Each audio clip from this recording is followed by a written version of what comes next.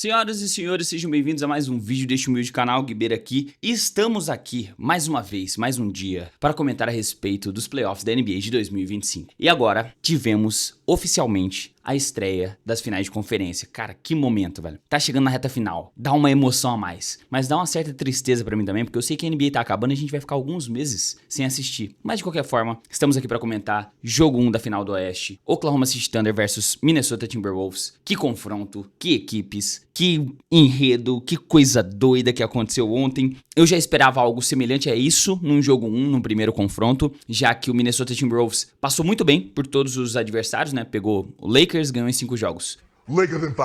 Pegou o Warriors, ganhou em 5 jogos. Agora, eles pegaram um time que acabou de sair de um jogo 7, teoricamente um time mais cansado, né? Porém, um time alguns anos mais novo, em média de idade, que estava pronto pro combate, pronto pra tudo o que o Minnesota Timberwolves tivesse pra oferecer. E é sobre isso que eu quero conversar com vocês. Se você está chegando por aqui agora e gosta desse tipo de conteúdo, opiniões, notícias e rumores, opiniões duvidosas, viu, a respeito do mundo da NBA, se inscreva aqui embaixo, ativa o sininho, deixa o like, já vai estar me ajudando muito. Ou você pode deixar pra fazer isso no final do vídeo, caso esse vídeo te agrade. E se você for um trash talker raiz, já vai fazer isso porque sabe que esse vídeo foi feito especialmente pra você. Agora, sem mais delongas, bora começar. Assim, o primeiro tempo, eu gostaria de comentar a respeito mais do Minnesota, porque o Timberwolves entrou muito bem nos arremessos de longa distância. Anthony Edwards matou a bola pra 3. Donte DiVincenzo matou a bola pra 3. Mas o grande nome, mais uma vez, toda vez que eu tenho que falar essa frase eu me surpreendo, porque o Julius Randle está sendo o melhor jogador em quadra do Minnesota Timberwolves. Não por tempo integral, mas em várias noites. Como ontem. Na primeira metade do jogo ele matou 5 bolas pra 3 de 6 tentativas, rapaziada. Dos 47 pontos do Minnesota, 20 saíram da mão dele, 13 saíram da mão do Anthony Edwards. 33 pontos combinados de 2 jogadores. Isso pra mim foi inacreditável. Parecia que o Julius Randle não podia errar. Colocava ele no post, ele era mais forte do que o adversário, ele pontuava. Forçava uma troca pro Cason Wallace. Pô, pelo amor de Deus, olha o tamanho desse cara. Dá a bola na minha mão de que eu jogo.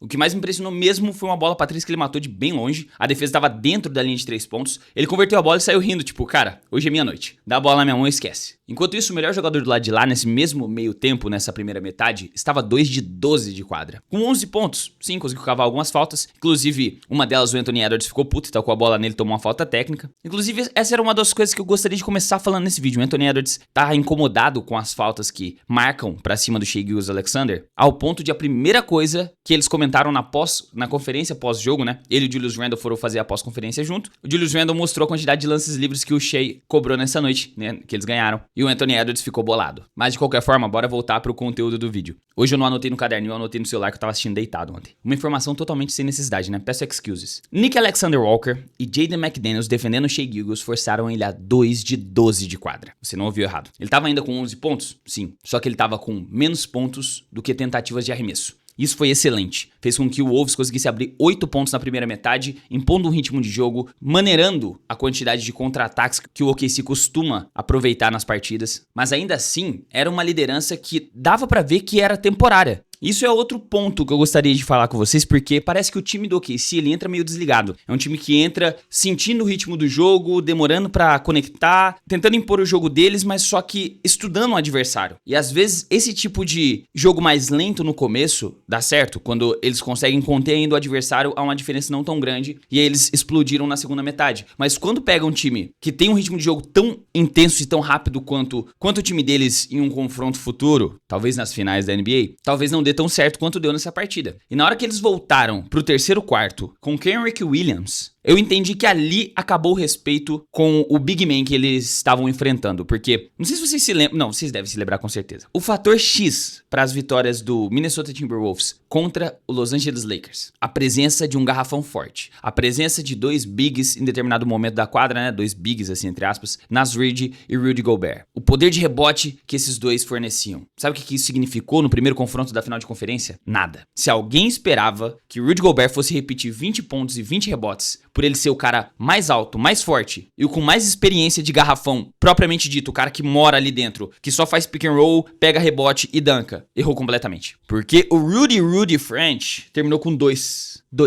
pontos. Um roubo de bola, um toco, uma assistência, 3 rebotes. 1 de 3 de quadra. E por que eu comecei citando o Kenrich Williams? Porque eles voltaram com ele no terceiro quarto. Porque ele era o cara mais alto em quadra. Eles não estavam jogando nem com Shai Gilgeous-Alexander na volta do intervalo. Colocaram só os caras baixos. Foram 4 armadores. Bons defensores, obviamente. Lu Dort, J-Dub, Alex Caruso. Casey Wallace ou era o Isaiah Joe, não lembro muito bem. E Kenrich Williams. E adivinha? O Kenrich Williams, que não teve tanta oportunidade nas outras séries, entrava mais ali quando o jogo já estava decidido, entrou agora no terceiro quarto de um jogo que eles estavam perdendo. Kenrich Williams entrou e fez 8 pontos em sequência. 8, 2 bolas pra 3 e uma bola na meia distância que ligou o Oklahoma City Thunder. E ali acabou, mano. Ali acabou o jogo, porque dali em diante foi turnover atrás de turnover. Eles forçaram o Minnesota a 17 erros. Desses 17, eles conseguiram capitalizar mais de 20 pontos. Eu não lembro o número exato, eles falaram na transmissão, mas não vai estar rolando. Foram 20 e poucos pontos de contra-ataque. E esse é o melhor jogo do Oklahoma City Thunder. Jogo de contra-ataque. Tanto que eles chutaram 21 bolas pra 3. Converteram 11. 52%. Inacreditável. Um aproveitamento fora da casinha surreal. Sim, um aproveitamento muito bom. Mas arremessaram muito pouco. A maioria dos arremessos dos caras vieram de dentro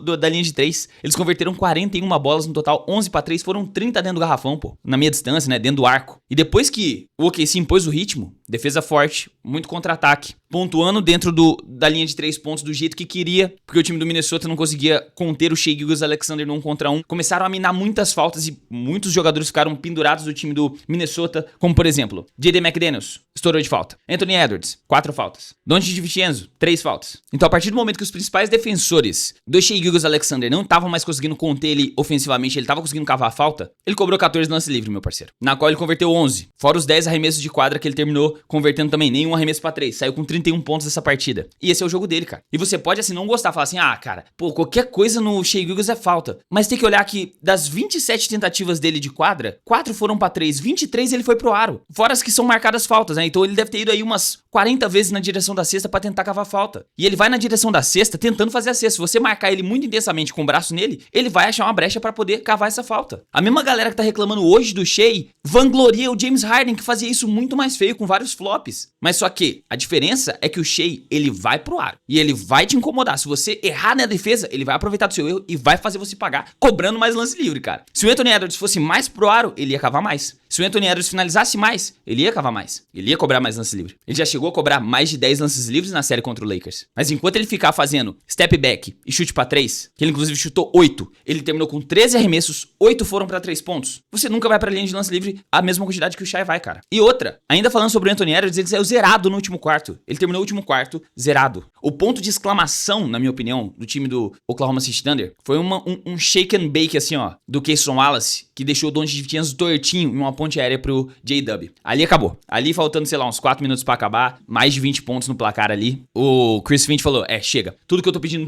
pro meu time fazer em quadra não tá dando certo, tira essa rapaziada. A defesa de dobra do time do Oklahoma City Thunder tá funcionando demais nos meus principais jogadores. Ninguém tá matando bola pra 3. E vamos descansar que o próximo jogo a gente resolve. Porque eu vi nesse Minnesota Timberwolves os mesmos erros que o Boston Celtics cometeu nos 2 primeiros jogos contra o New York Knicks. Dá uma checadinha com o seu tio aqui, ó. Mike Conley, 1 bola pra 3 de 5 tentativas. Anthony Edwards, 3 bolas pra 3 de 8 tentativas. Julius Randle, 5 de 6. As mesmas que ele terminou a primeira metade do jogo, mas aproveitamento sinistro. J.D. McDaniels, 1 de 3. Donte DiVincenzo, 3 de 12. Naz Reid, 0 de 7. Nick Alexander Walker, 2 de 9. E o Jaylen Clark, que já entrou no final do jogo, 0 de 1. 51 bolas pra 3. Não é pinga. É a quantidade de arremesso pra 3 do Minnesota Timberwolves. Pra 15 convertidas. Os caras tentaram 83 bolas no jogo. 51 foram pra 3. Eles jogaram a maior parte do tempo tentando utilizar do Rudy Gobert dentro do garrafão, enquanto o Isaiah Hartenstein só jogou 19 minutos nessa partida aqui, ó. 19 minutos e 45. Porque não precisou. O time baixinho aqui, ó. Jaylen, Chet tomou conta da partida. Teve um determinado momento ali, velho, que o garrafão do Minnesota, as trocas de marcação, as dobras que eles iam mandar pro Shai, a bola ia na mão do Chet e o Chet fazia os caras pagarem. Tanto que ele terminou com 15 pontos, 6 de 9 de quadra. Em um curto período de tempo ele fez essa pontuação. Jalen Williams, mais uma vez, conseguiu ser a segunda opção. Forçou um pouco de arremesso na hora que ele era o principal pontuador em quadra, mas foi necessário. Fez 18 arremessos de quadra, converteu só 7, mas saiu com 19 pontos. 4 jogadores com mais de 10 pontos, um com mais de 30, né? Porém, 11 jogadores do time do Oklahoma City Thunder saíram de quadra com pontuação. Cara, que defesa incrível, velho. Que defesa incrível. A defesa do OKC, mano, foi tão boa que na segunda metade o time do Minnesota fez 40 pontos. enquanto o OKC fez 38 pontos só no último quarto. Dá uma olhada aqui, ó, nas stats do primeiro, segundo, terceiro e quarto. 23-10, 25-24, 18-32, 22-38. Cara, assustador. De fato, se alguém ainda estava duvidando da capacidade defensiva e do que esse time do Oklahoma, do que essa rapaziada correndo tanto assim é capaz, eu acho que agora já dá pra respeitar, né, rapaziada? É uma das observações aqui, ó, que eu coloquei que eu até esqueci de ler. Jogaram sem o Hartenstein por muito tempo da segunda metade e a defesa estava dando conta com Chet Holmgren bloqueando tudo. Quantos blocos ele terminou essa partida? 2, mas as contestações ele tava contestando muito bem nas trocas. Aí as últimas observações, depois que o jogo já tava, tipo, quase acabando ali, já tava quase que entregue, muitas bolas pra 3 forçadas de Doncic DiVincenzo, Naz Reid e Nick Alexander-Walker. Anthony Edwards zerado no último quarto, graças ao Caruso. Cason Wallace, J-Dub Alley foi o ponto final. Shea, 31 pontos. Essas foram as últimas anotações, manos. Mas é isso. Um bom primeiro jogo, já deu pra ter uma ideia de como vai ser o restante dessa série. Eu acho que pode chegar um jogo 7. Chris Finch é muito bom de ajuste. O time do Minnesota é muito talentoso. Eu não acredito que o Anthony Edwards vai ficar mais jogos sem pontuar no último quarto.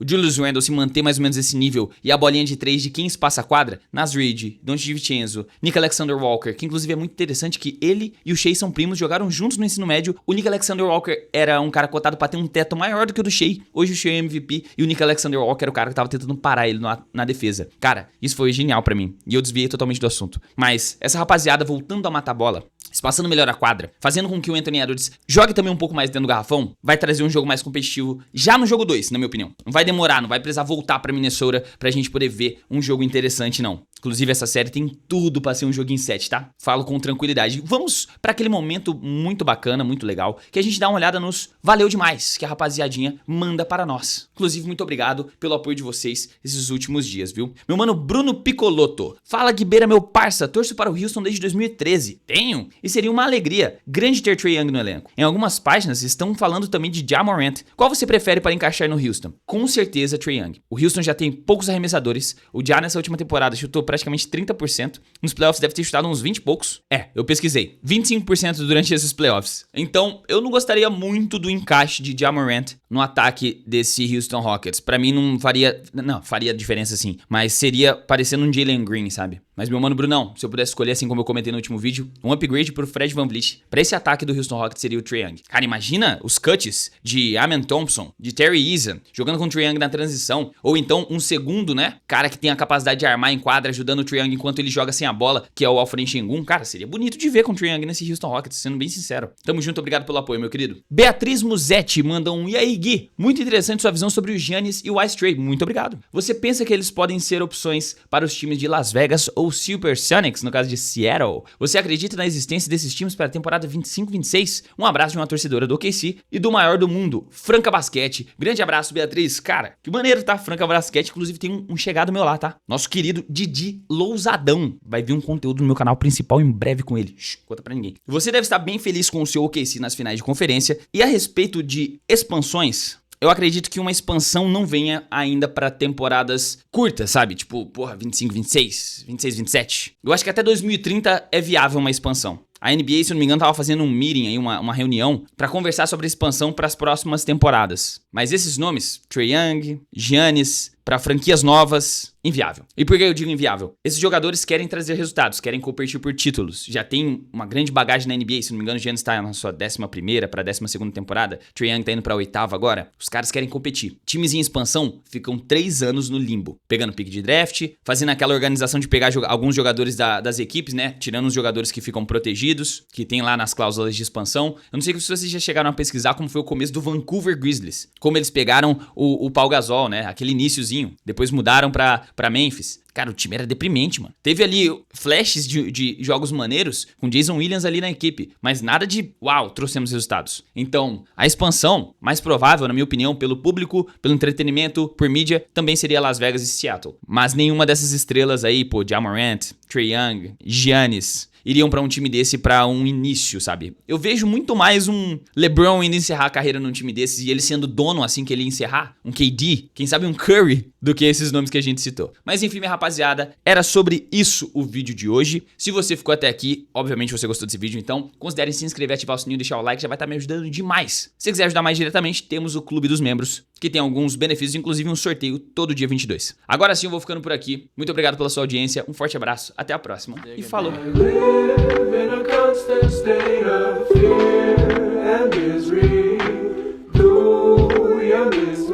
Anymore.